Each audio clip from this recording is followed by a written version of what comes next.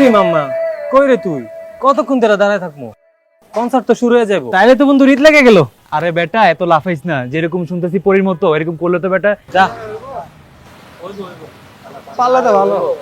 দেখা যাক কি করে শালা। বোবা, হ্যাঁ কথা বলতে পারো না?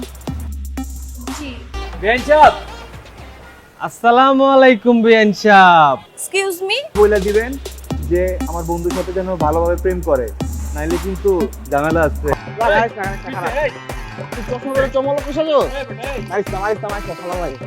যেদিকে তাকাই তোমায় দেখতে পাই, কিচ্ছু ভালো লাগে না।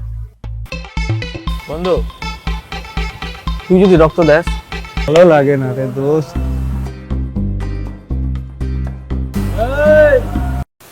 না দুলা ভাই, আমি তো কোচিং এ যাই নাই। আমার তো বাসায় গেস্ট আসছে আর আমার আম্মু তো একা, এজন্য আমি যাই না। আমার পড়াশোনা সবকিছু বন্ধ করে দিবে, তখন আমি কি করব?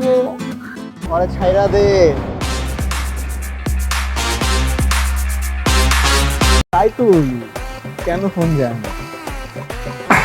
না, তোমার নাম্বারটা তাড়াতাড়ি করে বলো। ঘন্টার পর তো গার্লফ্রেন্ডের লেগে ওয়েট করতে পারো, আর বন্ধুর লেগে 2 মিনিট ওয়েট করতে পারবা না? ও এখন আমার দোস্ত, তাইলে তো বন্ধু রীত লেগে গেল। আরে বেটা এত লাফাইস না, যেরকম শুনতেছি পরীর মতো এরকম করলে তো বেটা বাদ দে, কালকে যাত্রা দেখা হবে। ঠিক আছে মামা, ঠিক আছে মামা। ঠিক মতো যা। শালা পারলাম না রে। আরে তোর তো হাওয়াটা একটু হয়ে গেল। তুলি, তুই তো সুন্দর নাম। আচ্ছা শুন, আমি জিসান, আই লাভ ইউ। আপনাদের তো চিনলাম না। আমার বড় বোনের যে দেবরগুলো আছেন তো সবাইকেই চিনি, বাট আপনাদেরকে তো চিনি না। যাইতে দে, তাহলে আমার খালা লাগে। কোথায় বলতা? ভালোবাসা যে এত প্যারা, এত কষ্ট, এত জ্বালা যন্ত্রণা, জানলে ভালোই বাসতাম। জিসান আর তুলির ভালোবাসার ইতিহাস, তাই রক্ত লাগবে। আসসালামু আলাইকুম দুলা ভাই। আরে শালা, ওয়ালাইকুম আসসালাম।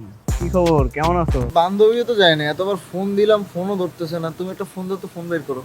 কি বলেন দুলা ভাই, ও যায় নাই? কথা হইছে, ভাইয়া বলছে যে ভাইয়া আমাদের কোচিং এর সামনে আর আসবে না, আর তোকে ডিস্টার্বও করবে না। পারবো না।